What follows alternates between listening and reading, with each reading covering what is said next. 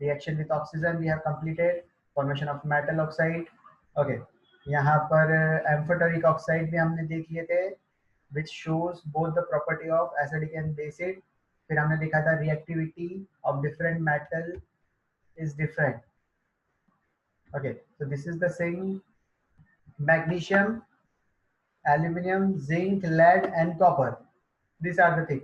magnesium सबसे low temperature पे जो रिएक्ट करते हैं ऑक्सीजन के वो होते हैं सोडियम एंड पोटेशियम। फिर थोड़े हाई टेम्परेचर पे जो रिएक्ट करता है वो आपका मैग्नीशियम। फिर मतलब कि उससे भी हाई टेम्परेचर पे आयरन एंड कॉपर। और जो रिएक्ट ही नहीं करते हैं कोई से भी टेम्परेचर पर वो होते हैं गोल्ड और सिल्वर सिंपली।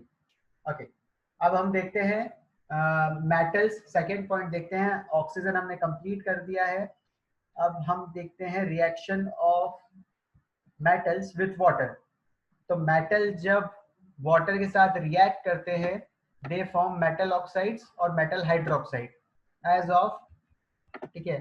सोडियम रिएक्ट करता है वाटर के साथ तो बनाता है sodium hydroxide plus hydrogen gas. Potassium react करता है हाइड्रोजन के साथ, फॉर्म करता है potassium hydroxide plus hydrogen gas. Calcium react करता है वाटर के साथ to form calcium hydroxide and hydrogen gas. Okay, aluminium react with water to form aluminium oxide and hydrogen. और iron react with water H2O to give iron oxide plus hydrogen gas।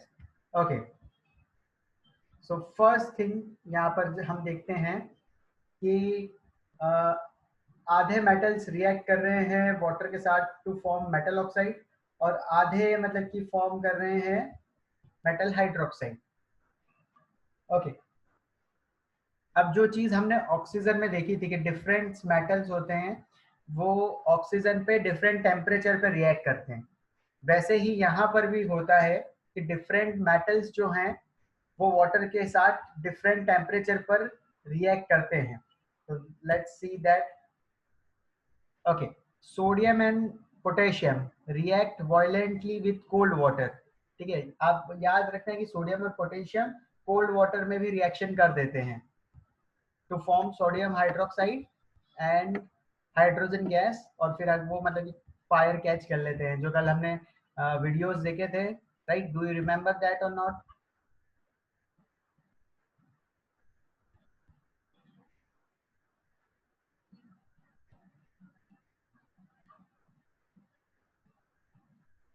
Okay,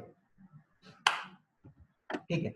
उसके नीचे जो आते हैं जो कि उससे कम reactive है वो है आपके कैल्शियम एंड मैग्नीशियम। तो कैल्शियम और मैग्नीशियम क्या है, लेस वायलेंट रिएक्शन करते हैं वाटर के साथ, ठीक है, to form calcium hydroxide and magnesium hydroxide, और साथ में बनती है आपकी hydrogen. Then metals like aluminium,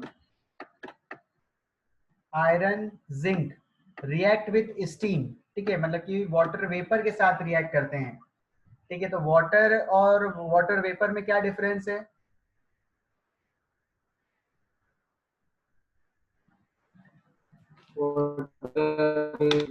They are in different states. It is in gaseous form. Okay, water vapour state wise देखें तो वाटर जो होता है वो लिक्विड स्टेट में होता है, और वाटर वेपर जो होती है वो आपकी गैसियस स्टेट में होती है, ठीक है।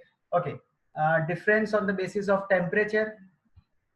What is the difference between the water and water vapour on the basis of temperature?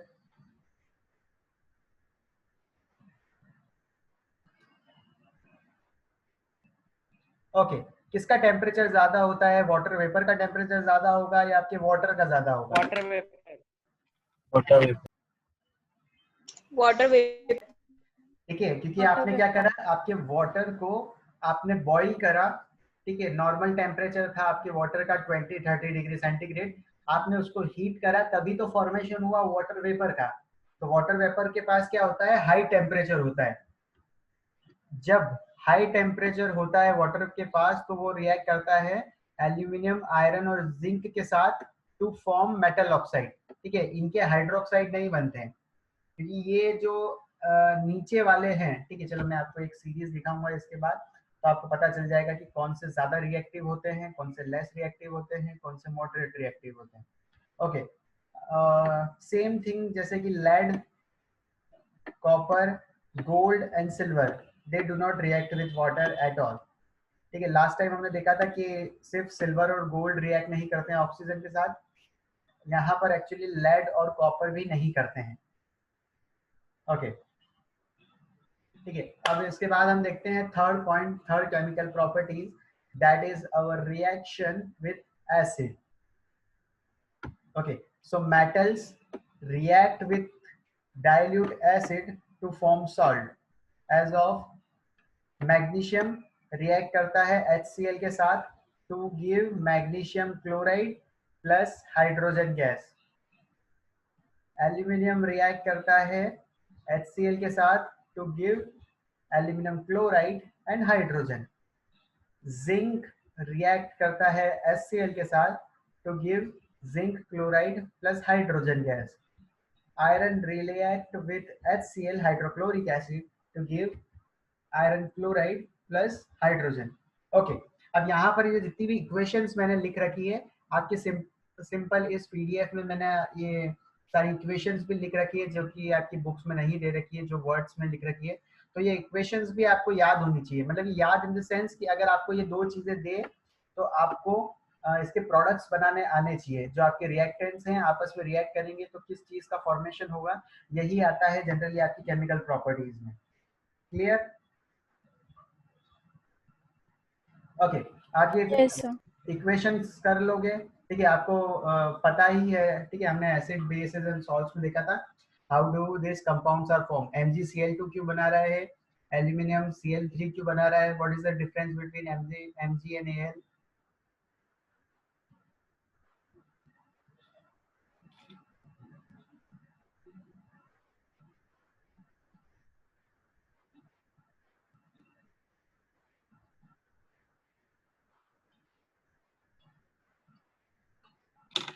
Okay, let me repeat. Why Mg is making MgCl2 and aluminium is making AlCl3? Why? ऐसा क्यों हो रहा है दोनों में? सब जगह तो जिंक क्लोराइड भी 2 बन रहा है, FeCl2 भी 2 ही बन रहा है, तो यहाँ पर सिर्फ aluminium. Yes sir, because the valency of aluminium is 3। ठीक है, वैलेंसी पे डिपेंड होता है। जनरली मैग्नीशियम की जो होती है वो +2 होती है, जिंक की जो होती है वो भी +2 होती है, आयरन की 2 होती है अलग अलग, +2 एंड +3, लेकिन यहाँ पर इसकी +2 ही है। एल्यूमिनियम की जो बच्चों वैलेंसी होती है वो होती है +3, तो इसलिए क्या करता है 3 क्लोरीन के एटम को एक्सचेंज करता है। हमने देखा था आयोनिक प्रोडक्ट जो हम निकालते हैं, ठीक है, कैसे करते हैं, एल्यूमिनियम की वैलेंसी कितनी होती है तो हमने लिखा +3। ओके, फिर हमने क्या करा था कि क्लोरीन की वैलेंसी लिखी थी कि क्लोरीन की वैलेंसी होती है वो कितनी होती है, what is the value of chlorine?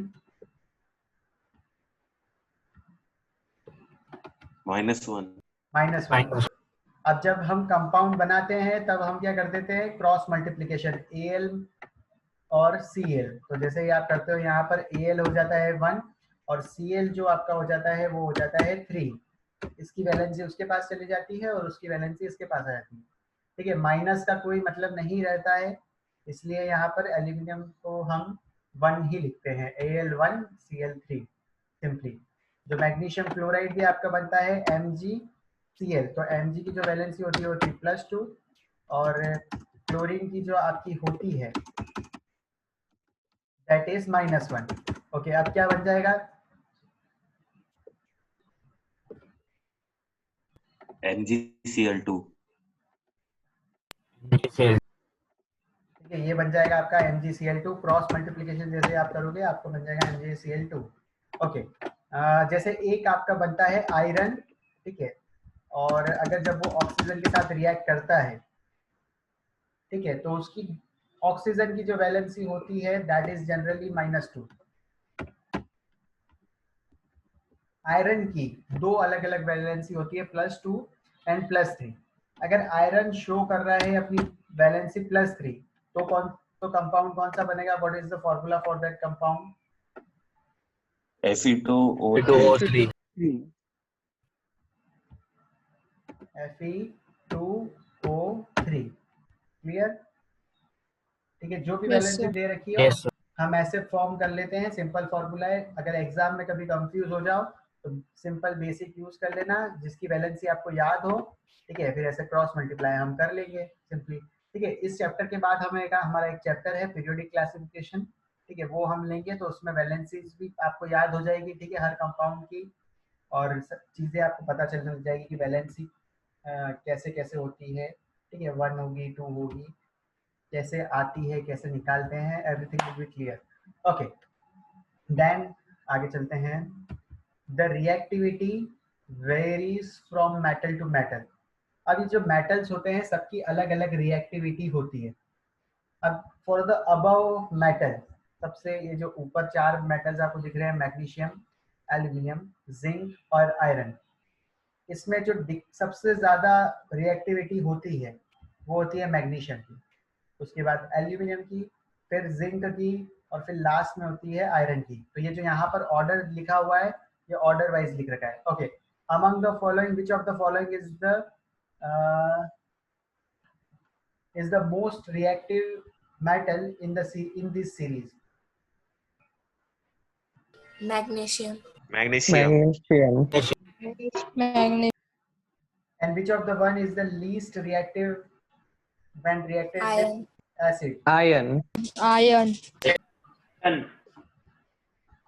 Okay, ठीक है, तो ये समझ जाना। ठीक है, ये पैराग्राफ में खत्म करता हूँ, उसके बाद आपको रिएक्टिविटी सीरीज बता दूंगा। ओके, देन यहाँ पर copper, gold and silver do not react with dilute hydrochloric acid. Okay, the hydrogen gas is not evolved when metal react with nitric acid। ठीक है, ओके, यहाँ पर हम क्या कर रहे थे, मेटल का रिएक्शन करवा रहे थे हाइड्रोक्लोरिक एसिड के साथ। हमारे पास 3 और एसिड्स होते हैं जो कि हम जनरली यूज करते हैं। Okay, can you just name that acid, कौन कौन से एसिड्स हम यूज करते हैं inorganic acid? Sulfuric acid. Sulfuric acid, nitric acid. nitric acid, sulphuric acid and nitric acid, hydrochloric acid. Fantastic. तो तीनों आपको पता होना चाहिए कि ये तीनों जो हैं वो इनऑर्गेनिक एसिड है। ओके, अब इसके बाद अब मुझे ये बताओ कि यहाँ पर मैग्नीशियम अगर रिएक्ट करता है H2SO4 से, डाइल्यूट सल्फ्यूरिक एसिड से, तब क्या फॉर्मेशन होता है यहाँ पर? MgCl2 plus H2. नहीं, जब अगर डाइल्यूट सल्फ्यूरिक एसिड रिएक्ट करता है यहाँ पर मैग्नीशियम के साथ, एल्यूमिनियम के साथ, जिंक के साथ, आयरन के साथ, then Magnesium sulfate MgSO4. plus H2. Okay, MgSO4, ठीक है, then plus H2. Plus H2, 5, then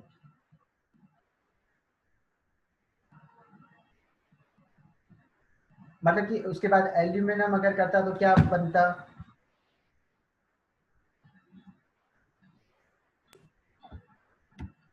Al2SO4 thrice plus H2.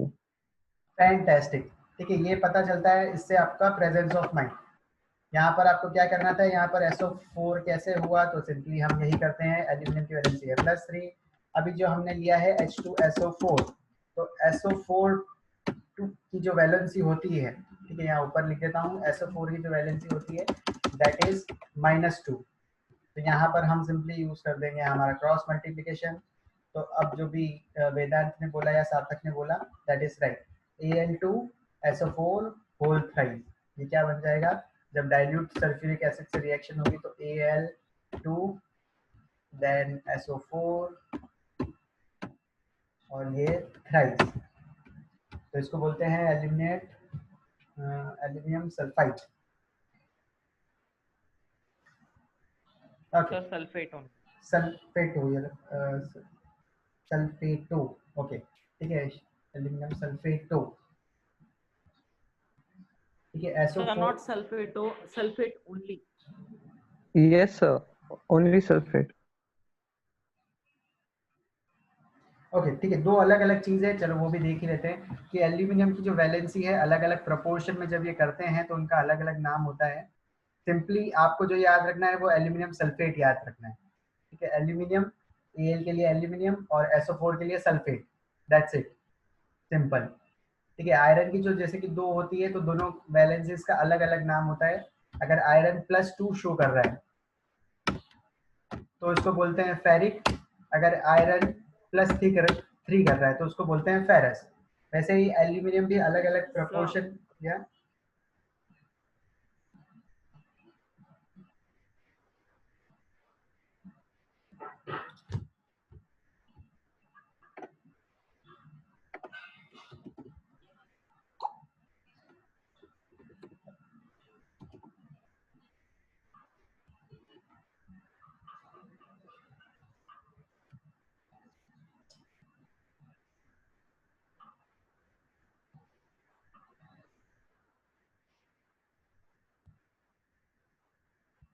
कोई कोई कुछ बोल रहा था?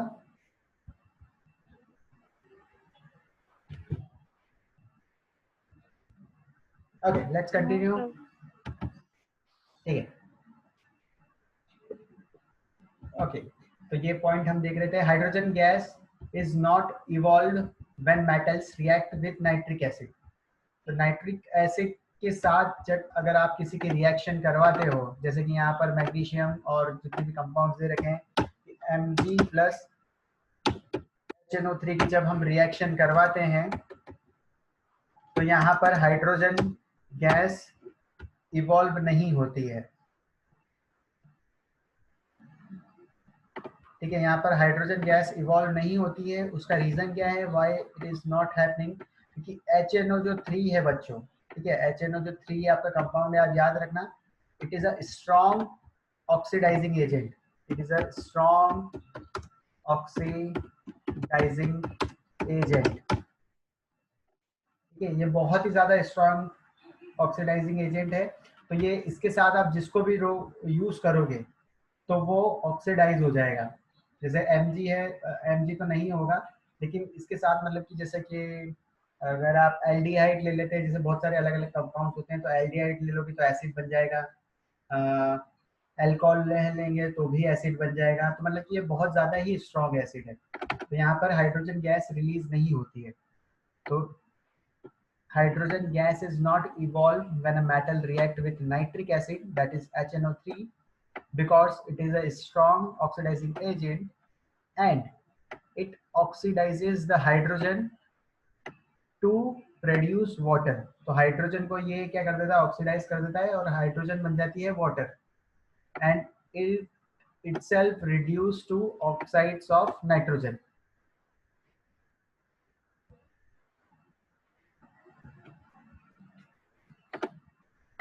यहाँ पर ये जो हाइड्रोजन है आपकी, ठीक है, जैसे ही HNO3 उसको दिखा तो ये हाइड्रोजन आपको बन जाता है H2O, water, simply.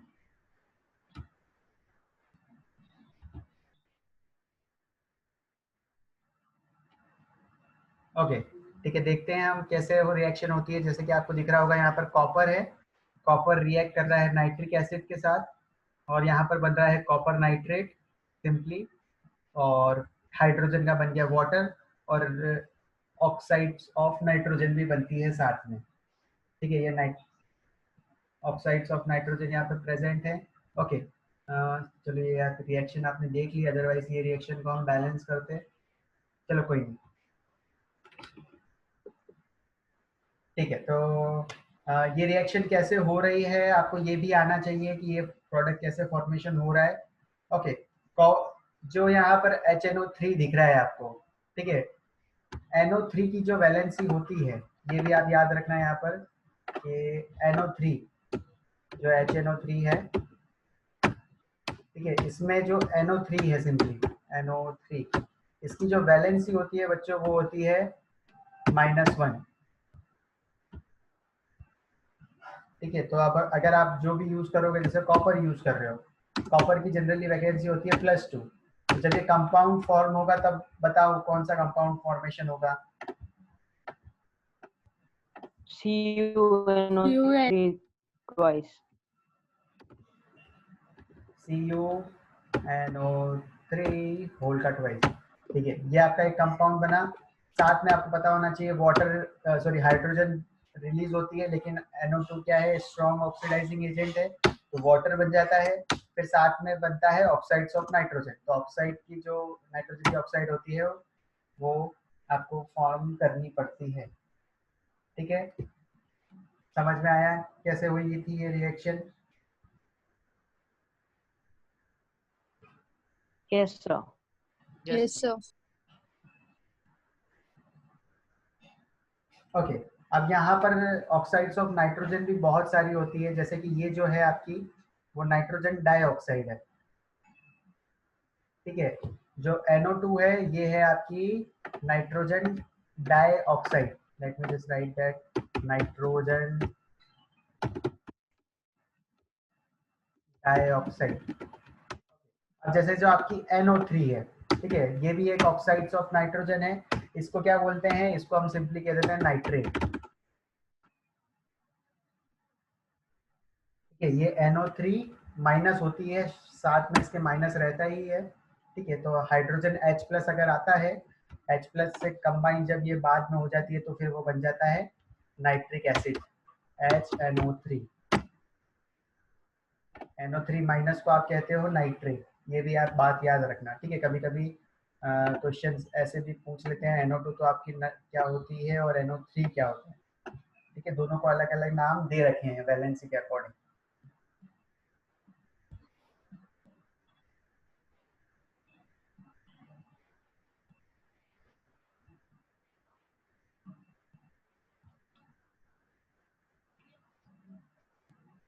Okay, one more thing.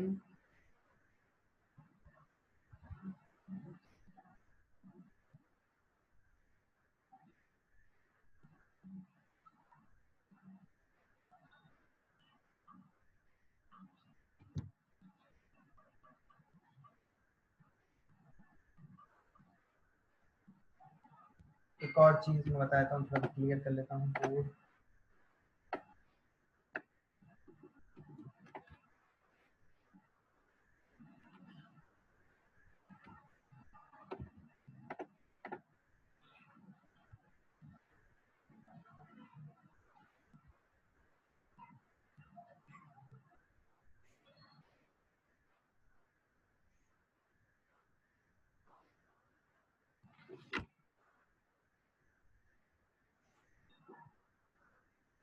Nitrogen की बहुत सारी ऑक्साइड होती है बच्चों, जैसे ऑक्सीजन की जो होती है वो O2 होती है, ऑक्सीजन होती है, ओजोन अलग होती है।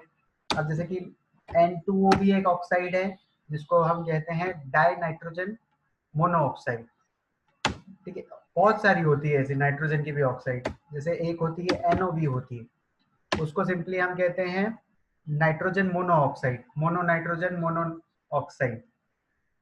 एक होती है N2O3, N2O3, तो ये सिंपली हो जाएगी आपकी डाई नाइट्रोजन ट्राईऑक्साइड। तो जितने भी अगर सिंगल आपको दिख रहा है, अगर सिंगल N है तो मोनो नाइट्रोजन, ऑक्सीजन भी अगर सिंगल है तो मोनो ऑक्साइड। अब यहाँ पर जैसे दो नाइट्रोजन है तो इसके लिए मैं यूज कर लूंगा, इसका नाम हो जाएगा डाई नाइट्रोजन।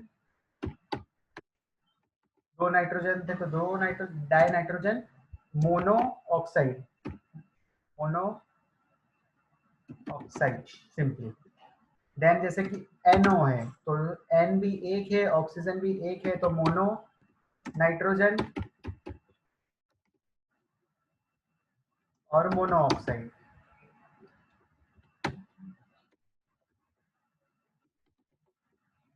जैसे N2O3 है तो आप बताओ N2O3 का क्या हो जाएगा?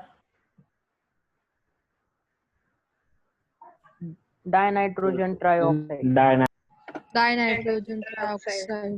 तो di nitrogen and try oxygen, try oxide. तो ऑक्सीजन के लिए हम लिखते हैं ऑक्साइड। ओके, अब जैसे कि और भी होती है, जैसे NO2 भी होती है, अब इसका नाम लिख के बता दो क्या होगा? Nitrogen oxide. Nitrogen dioxide. Nitrogen dioxide. अभी हमने पढ़ा था नाइट्रोजन, दो ऑक्सीजन होगी तो आपको यूज करना पड़ेगा डाइऑक्साइड सिंपली। ओके, चलो और देता हूँ, प्रैक्टिस हो जाएगी आपकी अच्छी। क्योंकि ये आपको एक बार अगर ये चीज़ नहीं आई तो आप कंफ्यूज हो जाओगे NO2 क्या है, NO3 क्या है। ओके, एक होता है आपका N2O4।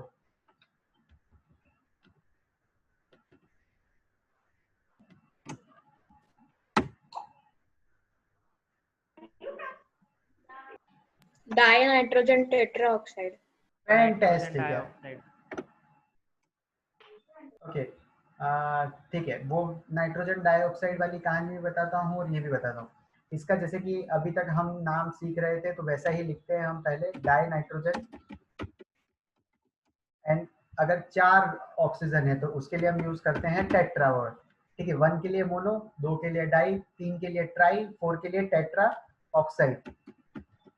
अब यहाँ पर क्या होता है, जैसे NO2 है, जैसे एक NO2 का मॉलिक्यूल ये है और एक NO2 का मॉलिक्यूल ये है।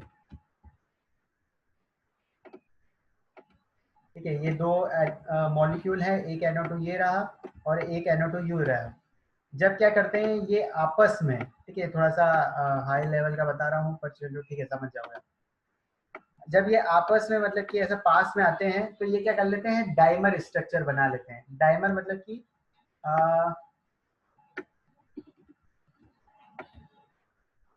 नाइट्रोजन की होनी चाहिए वैलेंसी 3। ठीक है, तो ये क्या करते हैं, एक नाइट्रोजन इससे बॉन्ड बना लेता है, एक नाइट्रोजन इससे बॉन्ड बना लेता है, तो ये एक दूसरे से कंपेयर करके ये बना देते हैं लास्ट में फॉर्मेशन, दो नाइट्रोजन डाइऑक्साइड के मॉलिक्यूल मिलके N2O4 बना देते हैं। ठीक है, तो ये वो वाली कहानी भी हो सकती है।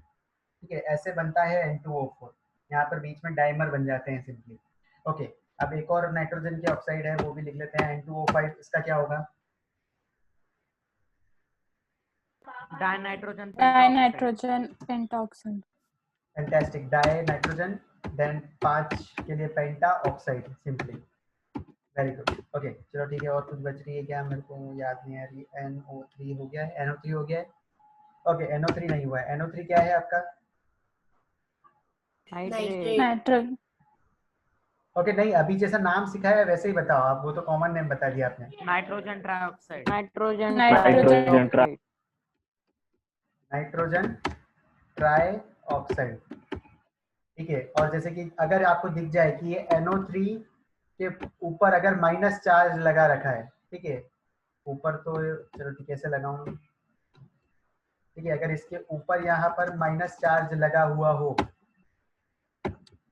ऐसे NO3 माइनस, तब मतलब इसको कॉमन नेम हम कह देते हैं नाइट्रेट। ठीक है, इस आयन है, ये बच्चों एक आयन है, HNO3 में से H क्या हो गया, चले गया है इसको छोड़ के, तो इसको बोलेंगे NO3 माइनस आयन, ये होगा आपका नाइट्रेट। ये ऊपर वाला जो है वो NO3 है। ठीक है, ये पूरा एक स्ट्रक्चर है, यहाँ माइनस नहीं है, माइनस यहाँ ऊपर की साइड होता है। ठीक है, ऊपर की साइड अगर माइनस प्लस हो तो हम बताते हैं, जैसे कि H होता है हमारा हाइड्रोजन, सिंपली H हमारा होता है हाइड्रोजन। H प्लस जो होता है वो होता है हाइड्रोजन आयन। ठीक है, ये दो अलग अलग चीजें हैं, हाइड्रोजन तो एक एटम है और H प्लस जो है इसने क्या करा है, एक इलेक्ट्रॉन लूज कर दिया है, तो हाइड्रोजन ये आयन है दूसरा वाला सिंपली। Okay, let's continue. ठीक है, तो ये रिएक्शन मैंने बता दी है कैसे हम सॉल्व करते हैं। ओके, आपने डिस्प्लेसमेंट रिएक्शन पढ़ी थी सब बच्चों ने? Yes sir. Yes, sir. क्या होता है डिस्प्लेसमेंट रिएक्शन में? More reactive metal displaces less reactive metal. ठीक है, जो ज्यादा ताकतवर होता है वो दूसरे को धक्का दे देता है कमजोर को और खुद उसकी जगह ले लेता है। ठीक है, तो डिस्प्लेस आप मीनिंग से समझ जाओगे, डिस्प्लेस करना, किसी को आप अपनी जगह से हटा देना। तो जैसे कि हम क्या देखते हैं, यहाँ पर ये जो सॉल्यूशन है ये ब्लू कलर का है, तो जो कॉपर सल्फेट सॉल्यूशन होता है that is of blue colour. जैसे ही हम इसमें मैग्नीशियम डालते हैं, ठीक है, मैग्नीशियम जैसे ही डालते हैं थोड़े टाइम बाद क्या होता है, कॉपर के जो यहाँ पर कॉपर सल्फेट जो ब्लू कलर का है, कॉपर अलग हो जाता है और मैग्नीशियम सल्फेट बन जाता है। ठीक है, ये रिएक्शन आप ऊपर देख सकते हो, magnesium plus copper sulphate is of blue colour. बाद में क्या हो रहा है, मैग्नीशियम सल्फेट बन जाता है और कॉपर डिस्प्लेस हो जाता है, तो कॉपर आप बाद में देख सकते हो copper is of brown colour, आपने घर में भी देखा होगा कॉपर के बर्तन यूज होते थे पुराने टाइम में, ब्राउन कलर के, ठीक है, तांबा जिसको कहते हैं, दैट इज कॉपर। ओके, अब यहाँ पर मैग्नीशियम जो सल्फेट था वो कलरलेस सॉल्यूशन हो जाता है, तो यहाँ पर लिखा हुआ है कलरलेस मैग्नीशियम सल्फेट सॉल्यूशन, तो एक वाइट कलर का सॉल्यूशन बन जाता है, ये कलर क्या होता है, डिसअपियर हो जाता है। तो यहाँ पर हुआ क्या है बच्चों, मैग्नीशियम ज्यादा स्ट्रॉन्ग था, उसने कॉपर को धक्का मारा, तो कॉपर अकेला अकेला हो गया और मैग्नीशियम सल्फेट उस सॉल्यूशन में आ गया, ठीक है। ऐसी चीज हमने एक और कोरोजन में भी देख रखी है, रस्टिंग ऑफ आयरन में भी देख रखी है, ठीक है। अब जैसे कि एक और करते हैं हम यहाँ पर कि कॉपर सल्फेट का हमने सॉल्यूशन लिया है, वो ब्लू कलर का है, उसमें हमने डाली है आयरन की नेल, तो ये आयरन की नेल जब हम इसमें डाल देंगे तो थोड़ी देर बाद क्या हो गया, ये ब्लू जो सॉल्यूशन है ये ग्रीन कलर का सॉल्यूशन हो जाएगा, क्योंकि यहाँ पर बन जाएगा आयरन सल्फेट और कॉपर, इस मेटल के ऊपर ये जो आयरन की नेल है उसके ऊपर कॉपर डिपॉजिट हो जाएगा, ठीक है। तो यहाँ पर क्या हो जाता है, डिस्प्लेसमेंट हो जाता है सिंपली। तो ये जैसे कि क्या हो रहा है, a more reactive metal displaces less reactive metal from its salt solution, ठीक है, जो सॉल्ट सॉल्यूशन है उसमें से लेस रिएक्टिव को डिस्प्लेस कर देता है, जैसे कि मैग्नीशियम डिस्प्लेस कर देता है कॉपर को from copper sulphate solution, zinc displace कर देता है कॉपर को फ्रॉम कॉपर सल्फेट सॉल्यूशन। क्या हो जाता है कि जिंक दिख रहा है आपको, तो जिंक चले जाएगा जिंक सल्फेट के साथ और कॉपर यहाँ पर अलग हो जाएगा। यहाँ पर जैसे दिख रहा है आयरन स्ट्रॉन्ग है, तो कॉपर सल्फेट के बीच वाला जो बॉन्ड है वो टूट जाता है, ठीक है, एक बन जाता है आपका आयरन सल्फेट और दूसरा कॉपर अलग हो जाता है, डिस्प्लेस हो जाता है, ठीक है। अब हम देख लेते हैं रिएक्टिविटी सीरीज, जो सबसे इंपॉर्टेंट चीज है वो अब आ रही है बच्चों आपके, दैट इज रिएक्टिविटी सीरीज, कि कौन सा मेटल सबसे ज्यादा स्ट्रॉन्ग है, कौन सा मेटल सबसे ज्यादा लेस रिएक्टिव है, कौन सा ज्यादा मोर रिएक्टिव है, ठीक है। तो यहाँ पर एक पूरी सीरीज बनी हुई है ये, that is reactivity series of metal. तो यहाँ पर जो सबसे स्ट्रॉन्ग होता है, ठीक है, सोडियम और पोटेशियम दोनों ही बहुत स्ट्रॉन्ग है, आधी बुक्स में लिख रखा है कि पोटेशियम स्ट्रॉन्ग है, आधी बुक में लिख रखा है सोडियम स्ट्रॉन्ग है, ठीक है। तो ये क्वेश्चन जैसे भी आए तो आप उसके अकॉर्डिंग करना कि पोटेशियम सबसे ज्यादा रिएक्टिव है, देन सोडियम, ठीक है, ये दोनों मोस्ट रिएक्टिव है, उसके नीचे जो आ रहे हैं वो मॉडरेट रिएक्टिव है, और जो सबसे लास्ट में आ रहे हैं गोल्ड और सिल्वर, तो ये सबसे लेस रिएक्टिव है, मतलब किसी से रिएक्शन करते ही नहीं है, इनको अकेले रहना ही पसंद है, कोई इसके पास आ जाता है तो इसको भगा देते हैं कि नहीं हमको तो तुम्हारे साथ कोई कुछ भी नहीं करना, कोई रिएक्शन नहीं करनी, ठीक है। ओके, इसमें एक और चीज बता देता हूँ कि ये जो दो होते हैं सोडियम और पोटेशियम, ये मतलब कि नॉर्मल टेम्परेचर पे ही रिएक्शन कर देते हैं, मतलब कि 25 डिग्री सेंटीग्रेड पे। जो आपका कैल्शियम और मैग्नीशियम है ये रिएक्शन करते हैं हॉट वाटर में, ठीक है, मैग्नीशियम को चाहिए एक्चुअली हॉट वाटर। उसके नीचे जो आपको दिख रहा है एल्यूमिनियम जिंक आयरन लेड, ठीक है, एल्यूमिनियम जिंक आयरन लेड, अब ये जो है इनको चाहिए स्टीम, ठीक है, अगर रिएक्शन करना है तो इनको चाहिए हॉट टेम्परेचर, ठीक है, थोड़ा ज्यादा टेम्परेचर चाहिए, और नीचे नीचे जैसे जाओगे कॉपर को भी बहुत ज्यादा टेम्परेचर चाहिए, ठीक है, यहाँ पर मतलब 25 डिग्री सेंटीग्रेड, नीचे जाओगे तो यहाँ पर 50-60 डिग्री सेंटीग्रेड, और नीचे जाओगे तो 100-200-300 डिग्री सेंटीग्रेड, और कॉपर को और ज्यादा टेम्परेचर, और गोल्ड और सिल्वर तो किसी भी टेम्परेचर पे रिएक्शन किसी से भी नहीं करेंगे।